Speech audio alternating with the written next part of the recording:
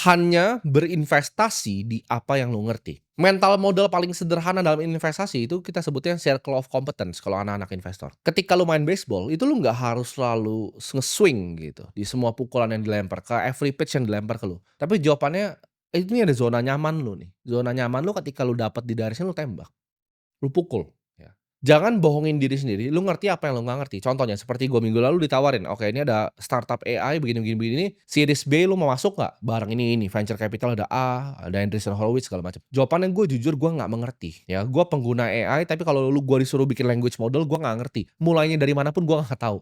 Adalah gue belajar sedikit-sedikit dari course-nya Nvidia, tapi gue nggak ngerti jawabannya. Gue bukan expert di machine learning, gue bukan expert di artificial intelligence. Saya tidak mengerti, jadi gue nggak ikut investasi karena gue nggak paham cara bikin agentic AI itu seperti apa. Itu bukan circle of competence gue. Uang sekolah ya, uang yang tadi permanent loss of capital yang gue lakukan untuk hal-hal seperti ini sudah banyak sekali di hidup gue. Tiap kali gue investasi di apa yang gue tidak mengerti, 100% uang gue pasti kena bakar. Bro, ini ada startup ini pasti kebakar uang gue. Ini ada deal private equity begini, gue nggak ngerti, gue coba masuk, uang gue kebakar. Udah berkali-kali ini terjadi sama gue. Kalian harus paham ya, investasi itu mirip seperti seorang pilot. Kalau lu mengoverestimasi kemampuan lu sendiri, itu ujung-ujungnya celaka. Lu terlalu ugal gitu, celaka lu.